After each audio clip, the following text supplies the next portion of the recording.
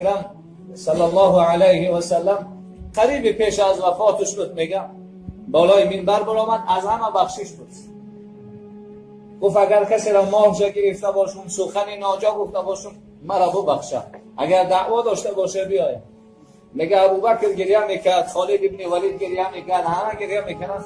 یک صحابه دست برداشت گفت انا یا رسول الله، من بالای تو دعوا دارم. رسول الله گشتن نگاه کردن، حضرت عکاشه است.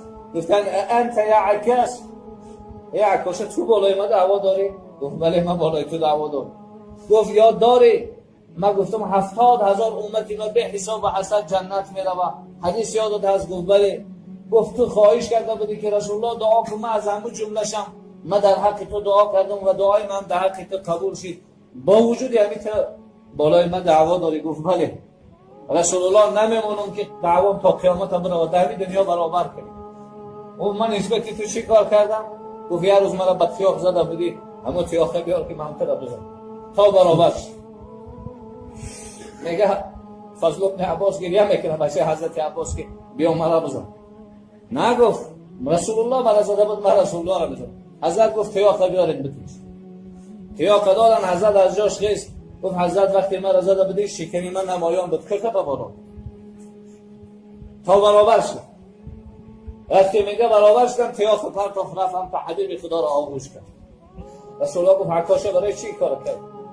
گفت این سخنها فهمیدم که ما قد خداحافظی می‌کنیم و حدیث بیاد آمد که اگر بدن در بدن رسول الله برسه آتش جهنم براش حرام است. گفتم یک بارک آغوش کنیم که از آتش جهنم خلاص شد. ببین صحابه را، ببین ابو موسی اشعری رضی الله تعالی عنه میفرماید گفتم همین روز من خدمت رسول الله را میمونم. رسول الله میگه داخل یک باغ شد. چند لحظه بعد میگه حضرت ابوبکر اومد خواست بود رایا، رفتم گفتم من پاسبان رسول الله هم. اول رسول الله را بپرسم اجازت میده؟ گفتم حضرت جان ابوبکر آمد است بیاید. رسول الله گفتن فسلمه فبشره بالجنه، برای ابوبکر مرا سلام بگو، بگوش که جنتی هست. میگه آمد از این پهله است. چند لحظه بعد حضرت عمر آمد، رفتم از رسول الله اجازت گرفتم، گفت فسلمه فبشره بالجنه، سلامش بگو، بگو عمر ما جنتی هست. عثمان آمد، علی آمد. حضرت ابو موسی میگه خدایا همون روز همه رفیقان کاش که می آمدن تا همش جنتی را میفهمیدن و خبر توش از زبان مبارک میشه. و همین خاطر پدر حال هم غنیمت است، حال هم غنیمت است. دوستهای پدر، حتی عایشه مادرمون رضی الله تعالی عنها میفرماید روز فتح مکه شد، میگه نگاه کردم رسول الله به یک کمپیرک میگه 1 ساعت زیاد صحبت کرد. چند لحظه بعد ایستادم، میگه ریداش پرتاف، اون مادر گفت در بالای ریدای ما بیش. عایشه مادر میگه حیران شدیم که این کمپیر کی باشه که رسول الله قطیش گپ میزنه. وقتی آمد گفتم حضرت جان کی بود؟ گفت این دوگانه هم رحمتی عائله هم بود، دوگانه رحمتی خدیجه بود. که عایشه مادر میگه هر روز در خانه ما اگر گوسفند میکشتن یه لینگ گوسفند برای دوگانه‌های همسرش رای میکرد. بعد میگه عایشه که اگر تو رشت مگیم غیرتش بلندی کرد، گفت حضرت جان خدا است یک کمپیر گرفت از او بهتر یک دختر داد، حال هم یاد امورا میکنی. گفت هرگز این سخن نگو. اولین کسی به من ایمان آورده خدیجه است. اولین کسی که تمام مالش در راه الله سرپرستی خدیجه است. نگو گفت این سخن. در حال عایشه میگه گفت خدایا از غضب تو و از غضب پیغمبرت به تو پناه طلبم. احترام کنیم، مخلوقات خدا قدر کنیم. اگرچه در نزد ما به قدر باشن، در نزد الله قدر کنیم. کسی را کمبودی دیدن حکمش نکنیم. پیغمبر صلی الله علیه و سلم میگه کمبودی را دیدی تغییر بده حکم نکن فلیغیره میگه.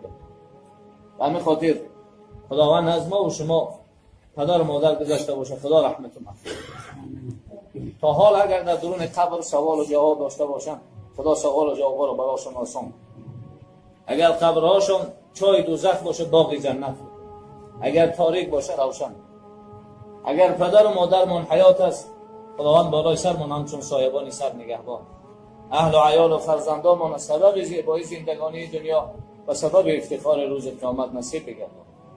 خدایا در این دنیا رفیقی با پیغمبرت نصیب نکردی، پیروی هم نصیب.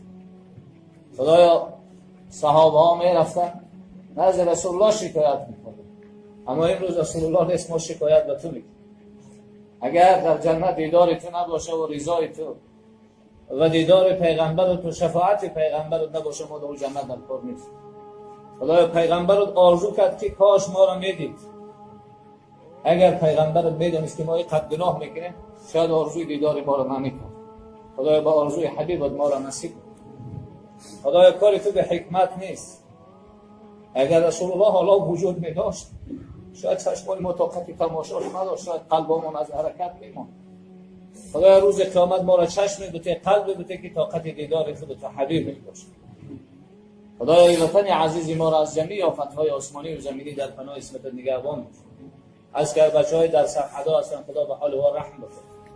مسئولین دولت را از زینه پایان تا زینه بالا، خصوصا رئیس جمهور، رئیس شهر، رئیس ناحیه و محله ها را بازم عدل و انصاف، نیکبختی و بردباری را به سوی قوم و ملتشون زیاده بگردان. خدای عید از ما مبارک بگردان، تا عید آینده صاف و سلامت، صحت و سلامت خدای برای ما نصیب بگردان.